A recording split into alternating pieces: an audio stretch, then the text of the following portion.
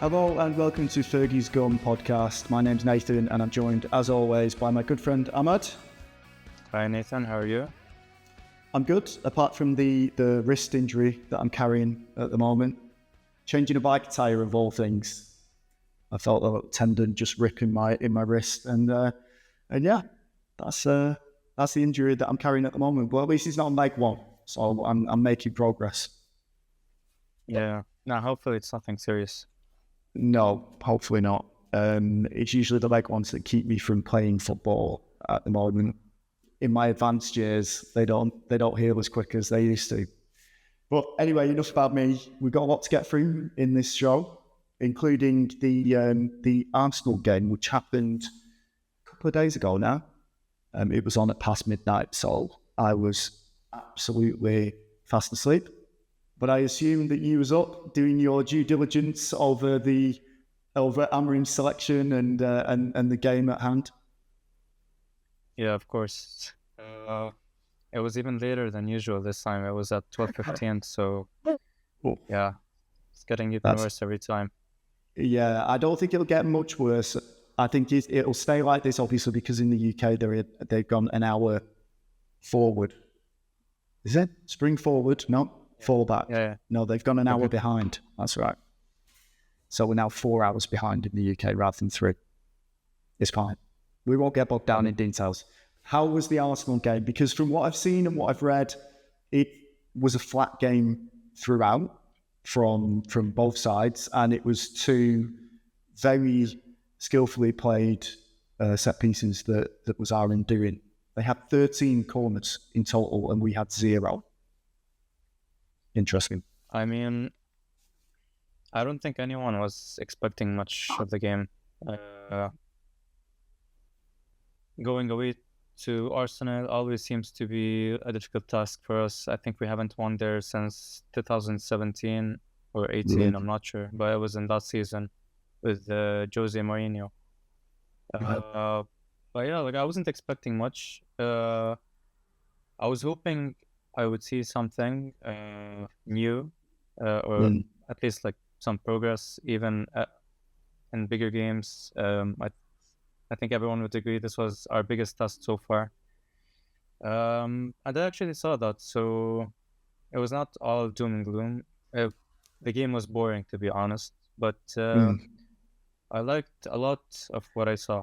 Of course, the result wasn't what we all hoped for, but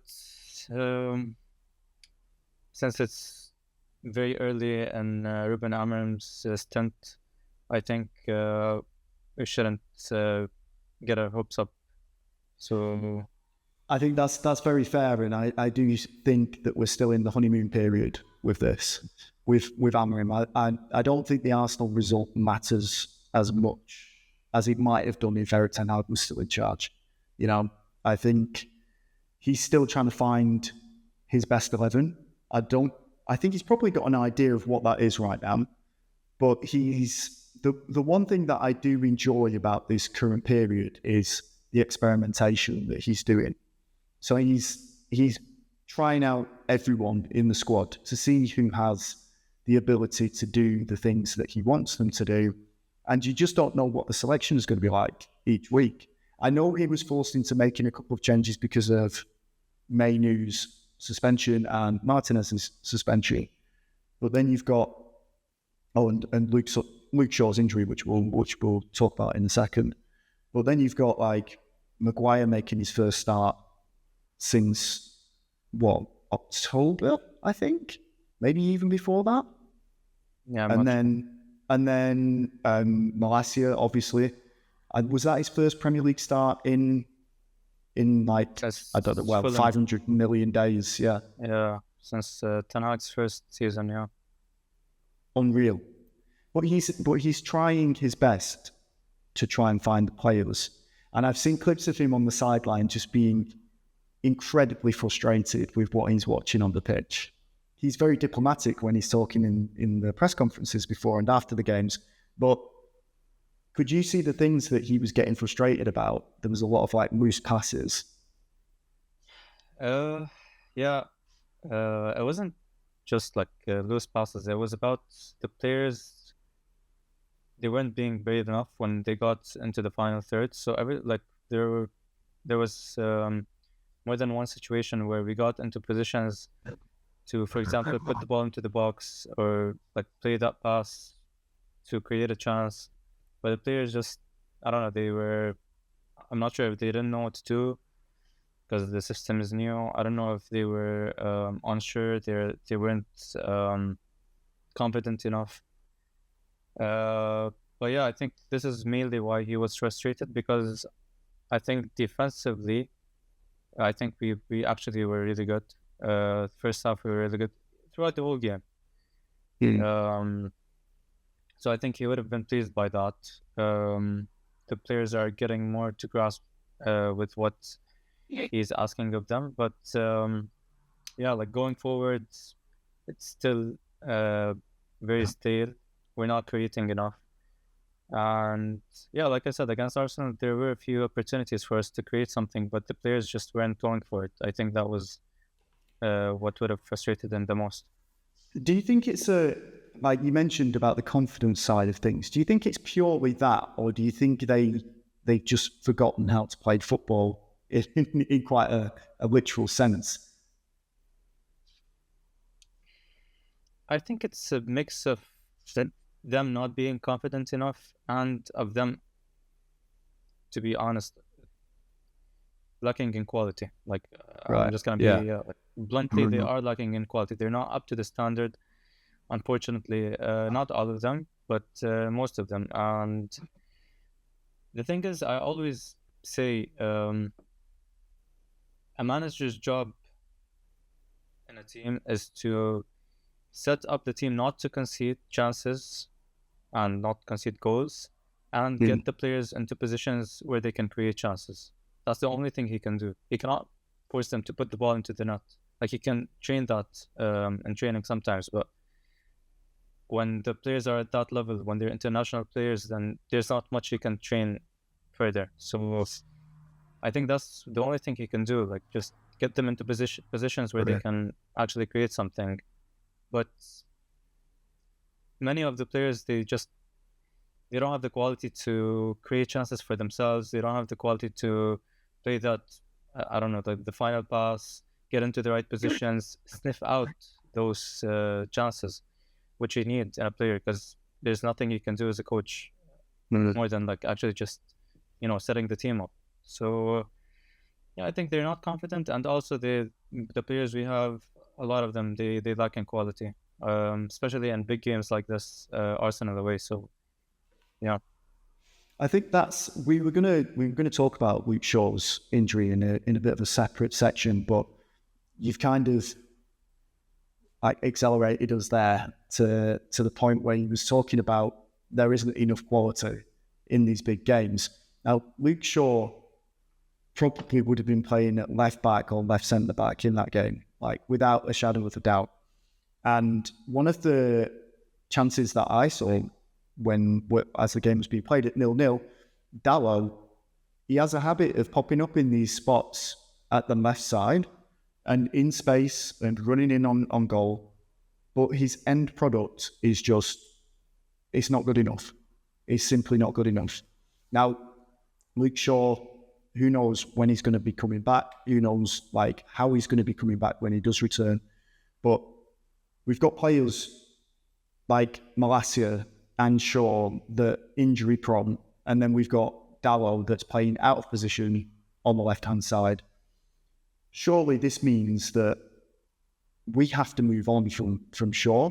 I don't think we can rely on him anymore. I know that I'm not being awful. I'm not trying to hound him out. It's terrible. He had a broken leg. He's had lots of injuries, and he's trying his best to come back.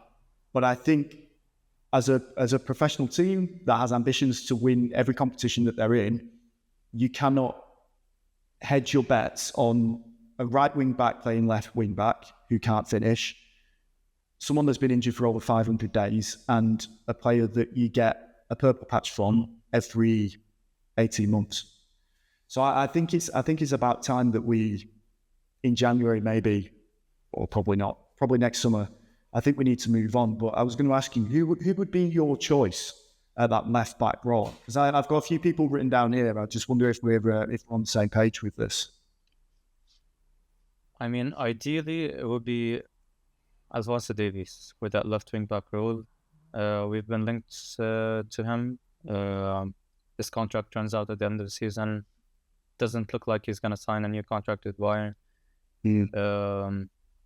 Madrid are interested in him, so probably he would go there if he had the chance. But I think he would be a good option because he's one of the fastest players around. His left foot is really good. I think he's better going forward than defending, and I think in the Amorim system, I think that would be ideal for the left wing back role. But the only worry with him is also his injury record. He gets injured a lot as well. I think it has to do with how explosive he is. He's always bound to get injured when you're that explosive. For the past couple of seasons, his injury record has been better, but he's still like, we wouldn't want to take that risk again. So other than Davis, I would, of course, Theo Hernandez, but he's not. I don't think he's a realistic target. So realistically, I think we should only look in the Premier League. Like I always say, if you want to buy someone, you have to buy them from the Premier League. Don't do the same mistake that we've always been doing. I was going to say, apart from his injury record, I think Davies has that. He hasn't played in the Premier League before. I'm not saying that he can't, but it's just when you're looking for a quick fix because you know that you need that player to just come in and do the job straight away. I think Premier League experience is incredibly valuable, which is why I've written down here, I've got 3 names for you. You've mentioned it before, Zirkzee. Yeah. Anthony Robinson and Estupiñán from Brighton. Out of those 3, which one would you choose? Which one do you think suits the system? Yeah, so that's a very important point. For the system, I would go for Zirkzee. Because I actually think Robinson is better than him defensively. So if you want to play back 4, then I would definitely go for Robinson. But going forward and with the system we're playing, Zirkzee is very good. I actually watched him last night again for Bournemouth against Spurs, and he was very good. He's very solid defensively, and he's very he's very quick. He's very aggressive. He's very tenacious. He has a really good left foot on him. So I think he would be a very good option. I don't know. Sorry, the only question with Zirkzee is whether he'd want to play for a mid-table team. So, he's got grand ambitions now that Bournemouth are flying, right? Yeah, they're, I think, 3 points out of us. Yeah, 3 points ahead, 3 big points. It's still quite close in the league, even with that defeat. Yeah, it's still quite close up there. People dropping points all over the place. So I expect, we'll talk about Nottingham Forest later, but I expect a response against Forest from Amorim's side. And I think he'll make changes again to try and get his perfect 11 out. I think he's going to be forced to make changes because I think some of them were absolutely gassed at the end of that game. Let's see.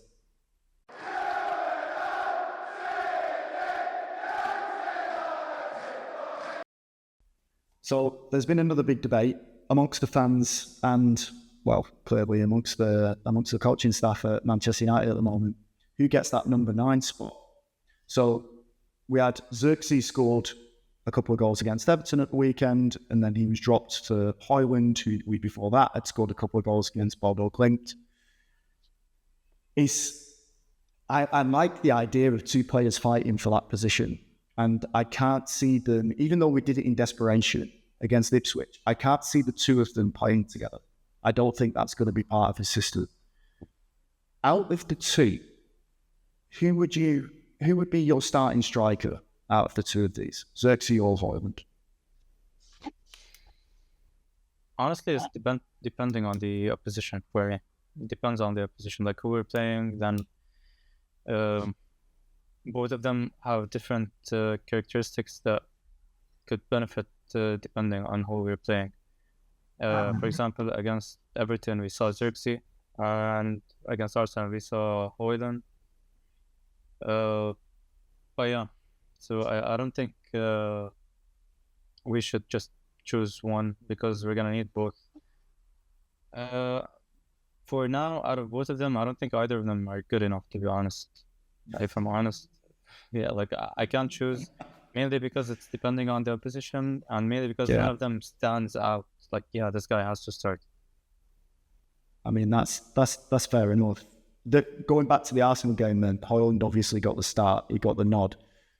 Was there anything that you saw that would have suggested that we would have been better starting Zirkzee, or do you just class them both as the same sort of striker right now?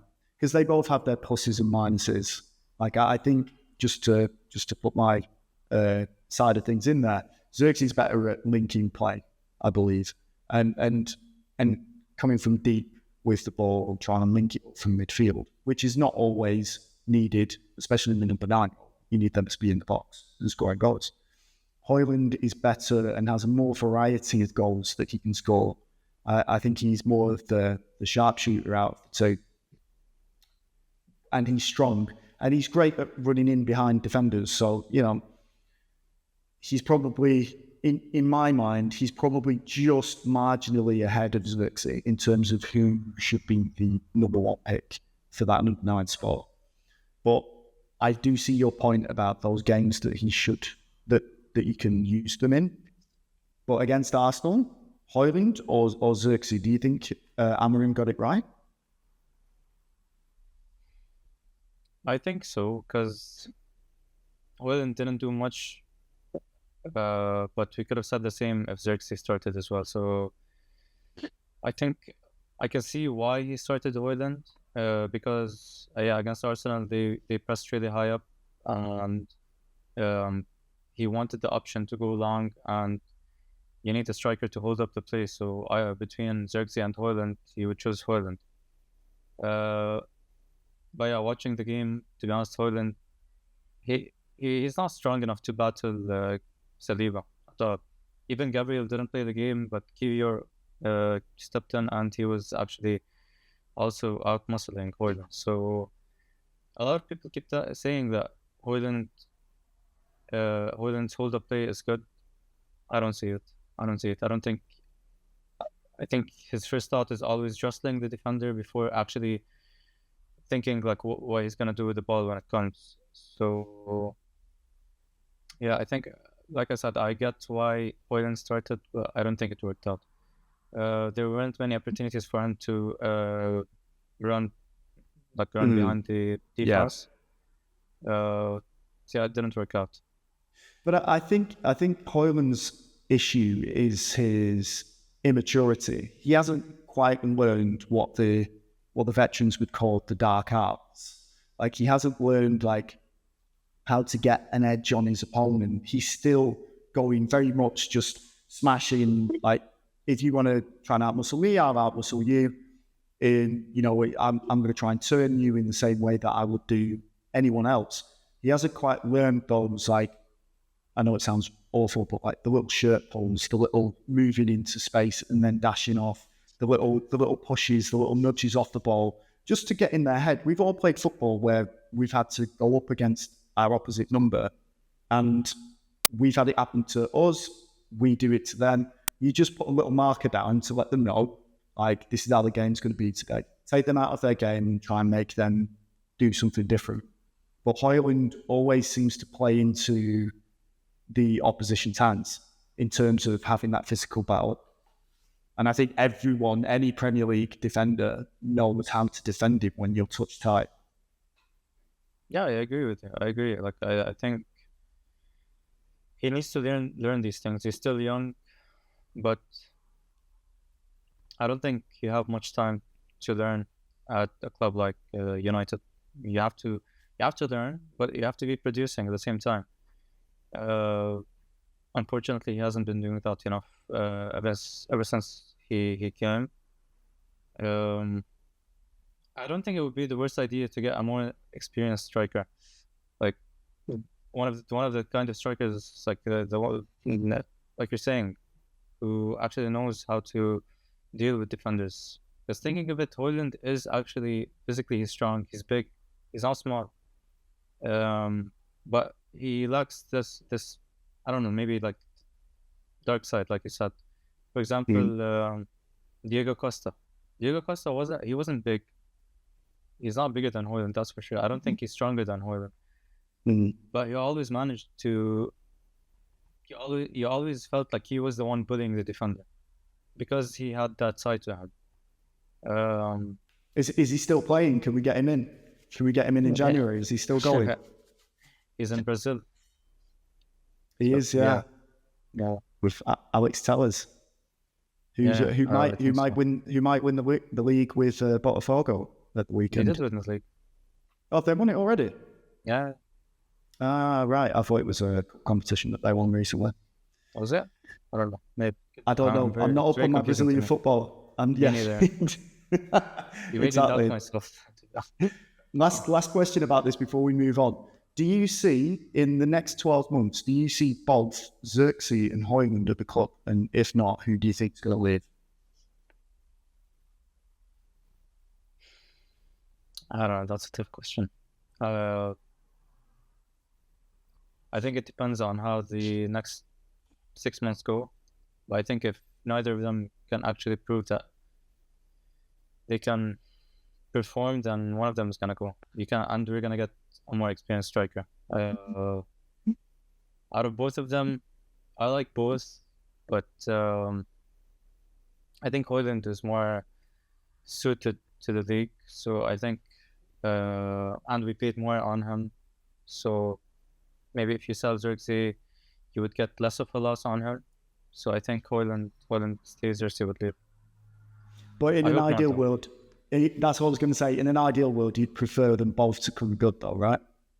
100%. Because it's confusing with the United. Because we always used to say, why do we always go for the 30-plus-year-old strikers? But we go for them because they're experienced. And then when we go for the inexperienced striker, that we say, for example, if Hojlund moved to, I don't know, like say Newcastle or like Brighton or something, he would have been banging in like 20 goals this season, and we would have said we would have had to pay like 100 million for him, and we would have said, why didn't we buy him before he went to Brighton? So that's the thing. Like I think we tried doing, but like as we saw, it's not as easy as people think. Ideally, you would go for a striker that's in his prime, like 27, 28, who's actually scoring consistently, and ideally he would be with Premier League experience. But you'd have to pay a lot of money for that, and I don't think there's many options out there right now. I think it'd be Gyökeres, and he's got championship experience and top Portuguese league experience as well. But I think that's out of all the strikers in the world right now, if he was going to airlift one of them into Amorim's team, or if he was going to, I believe it would be Gyökeres. Yeah, but like again, you're taking the same risk. You're taking the same risk. He's not okay.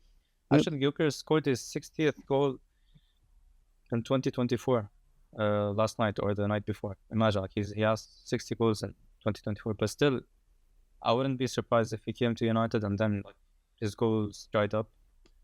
That's why I think you have to go to you have to get someone who's actually proven in the Prem, or someone like Osimhen, for example, who's actually proven in the Champions League as well, and in the Italian league. Yeah, we got Hojlund from the Italian league, we got Zirkzee from the Italian league, but Osimhen was banging in like 30 goals. So yeah, I think we were never completely set up to help players to thrive, and I think you could probably count on one hand the amount of signings that we've had that have actually gone on to do well at United and thrived in that situation before Amorim, before Ten Hag, since Ferguson left basically. But now, hopefully, with the structure in place, players that are raw, like Hojlund, like Zirkzee, should be able to be moulded into something that comes good, because we can't keep, as you said, can't keep going out and buying 27, 28-year-old for 100 million euros every season. There's got to be something that changes within the actual system and the foundations of the club to actually help us progress, because we can't keep relying on money. Yeah, but I think, especially in the striker role, you have to buy someone who actually can guarantee goals. Even with Ferguson, if you think of it, we never bought players that we're not sure of, like strikers. If you think of the strikers we've bought, they've always been Andy Cole, for example. He was proven in the Prem. Sheringham was proven in the Prem. But then you get like Solskjaer along with them. That's how you hedge your bets. So you get someone who's proven, and then you get someone who can either do well or maybe not. But if he doesn't, then we have someone who is actually proven. Even Tevez, even Berbatov, all of them are from the Prem. Rooney, so I don't know. Like this is the thing with strikers. Even you see the other teams doing it. Like City, the striker they bought was Haaland. He was scoring 50 goals. There was no risk with him. Arsenal went on Havertz from Chelsea. Jesus from City. So this is the thing. Like it's not easy with strikers, but they're one of the most. Like if your striker doesn't score goals, then you're never gonna do anything.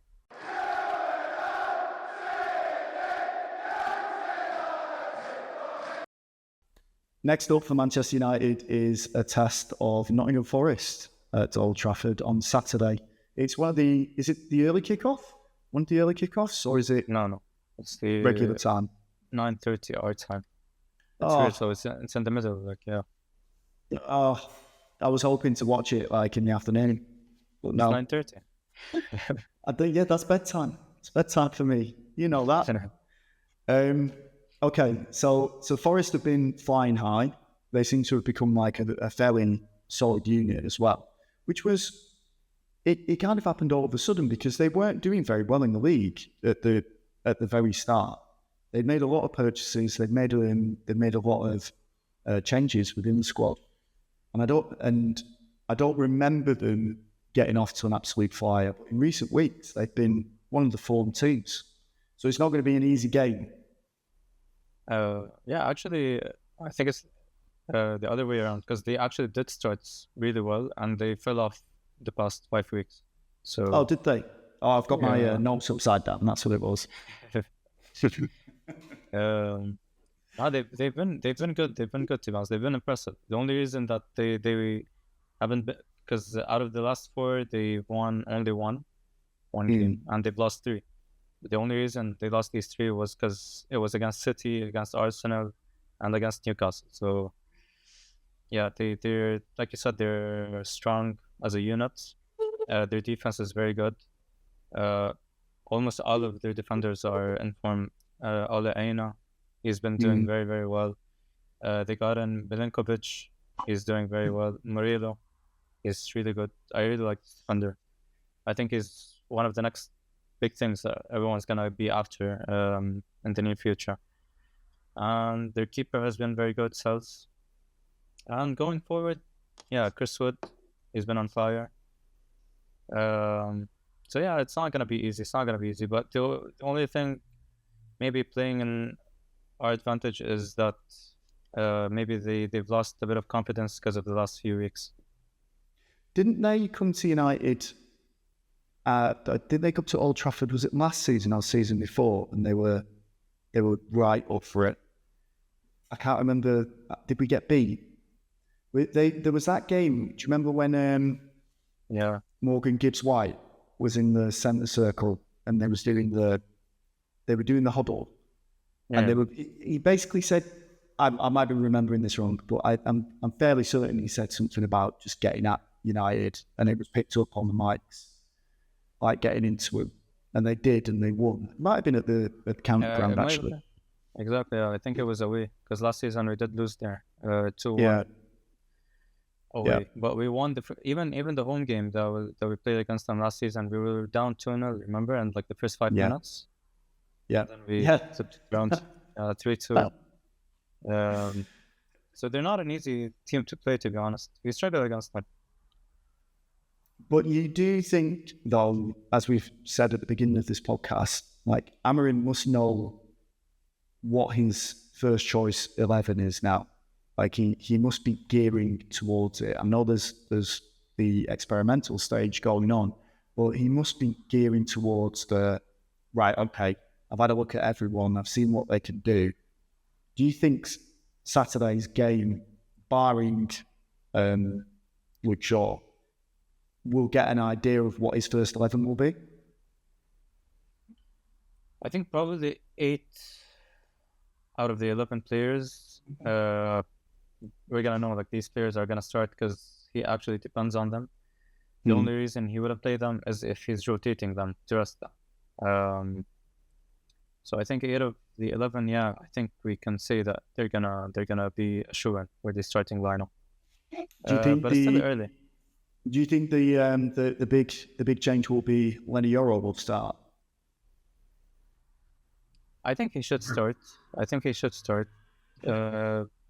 Part of the reason to give Delict some rest because he's been playing every game.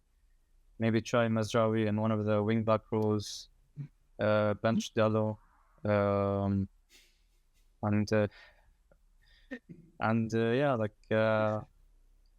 maybe play Dello just so you can play Ahmad in one of the number 10 positions. So I think Euro can come in. Yeah, I hope he comes in.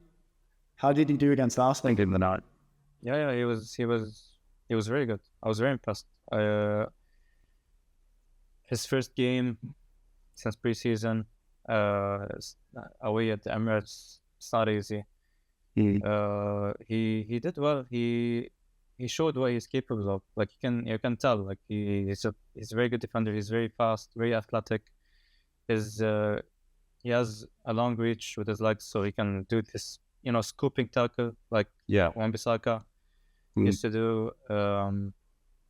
I think we can. I think we're stronger when he's fit. If he's fit and he's playing all the time, then I think we're stronger. See, I was thinking that they would play him at right centre-back, De Ligt, and then Martinez. I thought that might be his preferred choice right now with the centre-backs lined up. And then Dalwell left, forced out to the left. And Ahmad on the right. No, Mazraoui on the right. I don't know. We can play Mazraoui on the left. Potentially, yeah. I just don't. I mentioned this when we were talking about the Arsenal game and watching the highlights, but Darrell had that shot where I think it was from the right. Actually, he wasn't on the left. I got my positions mixed up, and we only realised it afterwards. But he had an opportunity to hit the target. We flashed it straight across goal, and in a game of fine margins against teams like Arsenal and, we've got Man City coming up as well, those things are going to matter. And you need to have the players that can put those away when you're in those positions, or at least hit the target. Hit the target. And I know we've talked before about potentially Dallo not fitting with this system, but one of the good things about him is he does find himself in these positions where he's like behind the defence. But he needs to find an end product. He could be like, if he can find an end product, he could be like a linchpin for that defence, for that right-hand side. Because he does manage to find that space all the time. His timing of his runs are usually pretty good. But he just can't shoot. I know. He can't shoot. And he can't pass. And he can't defend. But other than that, I think you can use him. Yeah. I gave him way too many chances, to be honest. Like, I've never been convinced of him ever since he came to the club. But I've always given him the benefit of the doubt. But I think he's 24 years old now, and he's played. I think many people forget he was on loan at AC Milan, and he was playing left back there. Maldini was actually giving him tips and advice. If you're not going to use Maldini as like a source of tips and advice, especially as a left back, then I think nothing's going to help you. I'm just playing devil's advocate again here. So what we were talking about before about not having the system set up correctly for players to flourish. Do you not think that Dalot is one of those players that has been brought into a fractious foundations and like a non-existent sporting side of things, and has suffered because of it. I know there's a few players that you could say that that's happened to, but when you look back at what Darwin was doing for Porto, is that right? Is that where we're going from? Yeah. Like, his crossing was fantastic. Like, he really was, like, getting down the wing, and he was hitting first time crosses, and it was beautiful. Now we barely see that. He's capable of it. I mean, the Garnacho goal, you know, against Everton last season, he still had a lot to do with that, by the way. I think that's the worst example you can use. It was literally way behind him. He has to like jump and. Okay, an assist is an assist in FPL, right? That's what we see. Whatever. But I think he is one of those players that he's lost his confidence since Amorim's coming. I believe that 100%. And I think he's largely affected by the constant churn. And I don't think he's felt settled at Man United. That's what I'm going to say. Just playing devil's advocate. No, I agree. Like, I mean, you can say that, like you said, you can say that about a lot of our players. For example, even Rashford, you can see there's something lacking, like fundamentally, in their, I don't know, like their IQ, footballing IQ. Yeah. But you just can't put your finger on it because you're not sure. But it could go down to, like, because we've been changing so many managers, so many systems. It's not easy, especially when you're developing as a player.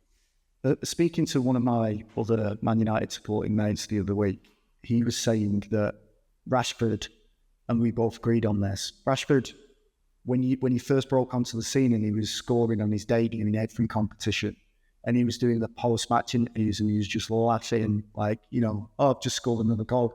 You know, I scored in the League Cup, scored in the FA Cup, scored in the league, and scored in was it the European? Yeah. And he scored in his debut for every game. But that's not in every competition. That's not the thing that was the surprising thing to me. When you go back and you watch those videos of Rashford being interviewed after the game, he is like a kid. He is like happy to be out there.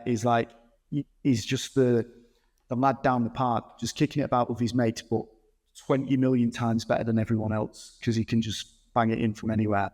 And there was a smile on his face, and it was really raw. The emotion was coming out. Like, he was answering questions as he would do, talking to one of his friends. But you see it with a lot of footballers these days. When they're media trained, it just drills that all out of them completely. And I watched his interview, his post-match interview. Which game was it? It was after the Everton game, I think. I think it was after the Everton game. And the only time that he raised a smile in the post-match interview was when I think Zirkzee was wandering around at the back of the interviewer, and he said something to him, and he had a big smile on his face. But as soon as that situation had gone, it was back to very serious, very like weight on his shoulders type of game. He just scored 2 goals as well. I think he's, as my mate was saying as well, it's a job now for him. It's not fun anymore. It's a job. And I don't know if that type of feeling ever comes back again. Once it turns into a job, can it ever come back? So Rashford, I feel like that's why, that's a big reason why he hasn't been hitting form that he has been, or could be doing as he has done previously. Yeah, it's unfortunate. But this is what comes with being a United player, playing for the biggest club in the world, arguably. You have to be able to handle that pressure. You have to enjoy it, though. You have to enjoy it. But I think recent years, he's been getting a lot of stick, a lot of criticism, even when he doesn't deserve it, unfortunately. Yeah. And I think he let it get a lot.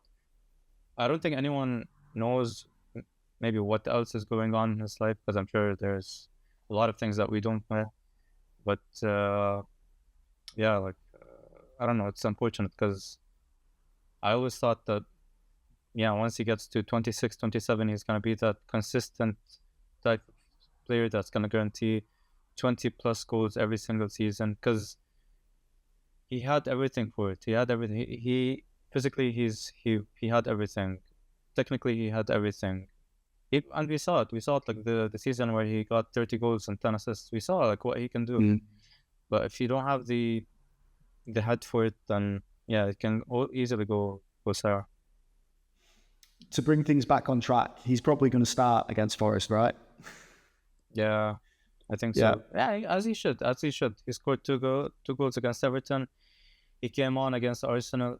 It was like we're saying this about Rashford, but he scored 3 goals and 2 starts under Amorim. So it's not all bad. So maybe he's getting back into form. You can't judge him on his cameo that he came on against Arsenal. It was unfortunate that he conceded the corner that we conceded the second goal from. I think that was needless. I don't know if you saw it. Like, he was trying to clear the ball and he slipped. So I think he's getting stick with that as well.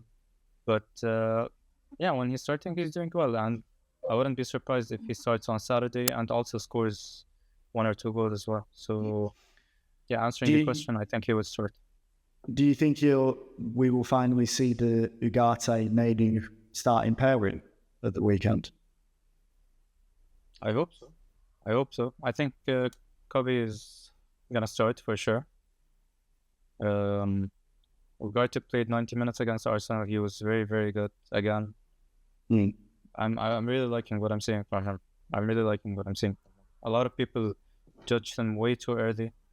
They don't take into consideration like a player is coming into a new country, new language, new culture, settling in. Like they never take this into consideration. But once he's done all that, you can see like he's actually very good. So I don't know if he start Casemiro as well instead of Ugarte, give him a rest.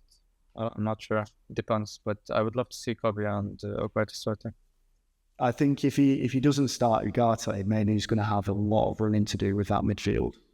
Like he's going to be chasing shadows because they are quite direct down the middle as well. So I would like to see Ugarte and Mainu start in that role. Just because I want to see if this is the future, if this is what Amorim wants. Ugarte can play 90 minutes. He's one of those machines. He can keep doing it. I don't think he needs rest, but we'll see. Ahmad was a surprise dropout from the Arsenal game, but I can see him definitely coming back into the side. I think there's a new contract in the offing as well for him. Yeah. Which I mean, it's one of those things, isn't it? And we talked about this with Rashford before, and other players as well. Like it's not just Rashford, but when they're due their contract, they usually play in their best football. When they get their contract, the foot comes off the accelerator slightly. I can't see that happening with Ahmad. I just there's just something about it. Rashford, for example, the contract we gave him was I don't know, like 300k a week. Bruno as well, Luke Shaw as well. We gave a lot of people forget we gave him a new contract, 2023 for 5 years. So and like we're paying for that now. You can't get him off the wage bill. You can't sell him. Nope. So, well, with Ahmad, I think it's going to be different because he's still young, he's still hungry. It's not going to be on crazy wages, and he deserves it. Every time he plays, he shows that he's one of the better players on the team. So I think he should definitely start. He's my FPL pick this week from the United squad. I'd definitely go with Ahmad. I think did I choose Mazraoui last week? I think I may have chosen him last week, and he got taken off at the dreaded 59th minute. So he got 1 point. Yeah. So he got 1 point against Everton. I think he got 1 point because he was booked as well. So 1 for starting, booked, done, finito.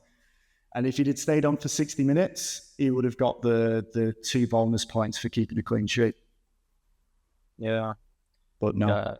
At this, better than mine. Mine was Hojlund. So. Yeah. and he didn't even play. Yep. Zirkzee instead. Who are you going with this week? Ahmad as well, yeah. Okay. Good. We're agreed. He's cheap, 5 million. He got I think it was 6 points, 8 points, and 11 points in his last 3 starts in the league. Yeah. So he's a no-brainer.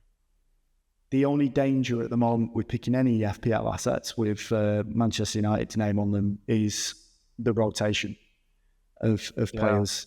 I mean, there's certain players that are shoo-ins, like Onana, possibly Rashford. Maybe not even Rashford. Maybe Mazraoui, Bruno, yeah. But you just don't know what you're going to get. Score prediction? I think we're going to keep a clean sheet. So I think, 2-0 United. 2-0. I'm going to go 3-0. 3-0 Man United. Doing it. Or 3-1. Maybe we'll concede first and then we'll score 3 after. Just to make it exciting. They lost 3-0 to City midweek, so... Yeah. So, yeah, that's it. We'll continue the 3-0 defeats in Manchester.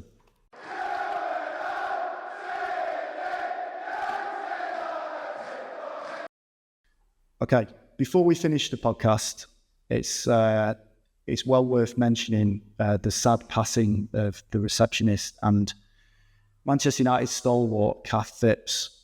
For any Manchester United fan that doesn't know who Kath is, she was the first person that you would see when you went into Canton, I believe. She was all over social media.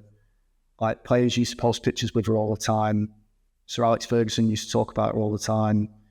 Any manager that has been there in the last 30, 40 years always talks highly of her. So Kath sadly passed away at the age of 85. She'd been at the club since Sir Matt Busby was around as well. And if you look on social media, if you look on Instagram, under the post that Manchester United put out announcing her sad passing, you see the players, past and present, the outpouring of love for that woman. Like, they used to see her as a mum figure. I think David Beckham might have been with her when, towards the end, because he posted a very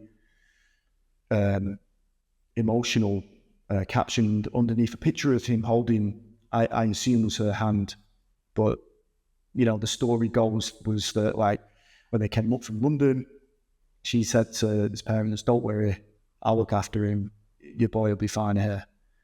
And he was.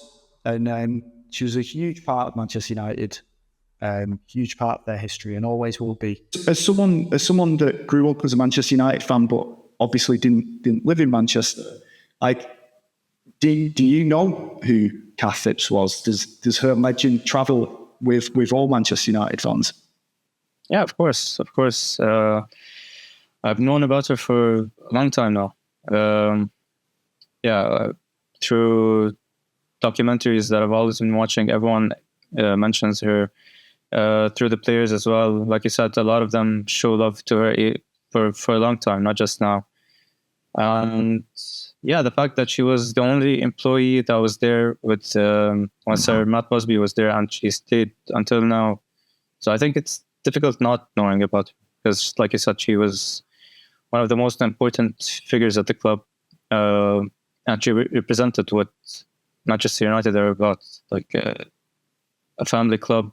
Everyone is really. It's so easy to say that, we're a family club. Any club can say that, but at Manchester United, you actually get that, and it's because of people like her. So it was very sad getting the news last night.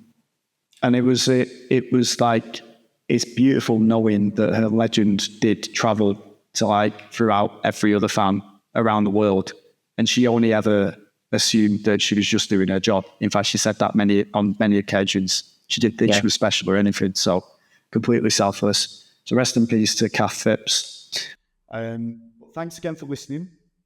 We are on Blue Sky still, and we are posting shorts now on YouTube, aren't we? And this entire podcast will be on YouTube as well, so you can see our slightly sweaty faces or definitely mine, because I've not got the AC switched on right now. But yes, we're doing the video podcast on YouTube now. So thanks for listening, and we shall speak to you again next week.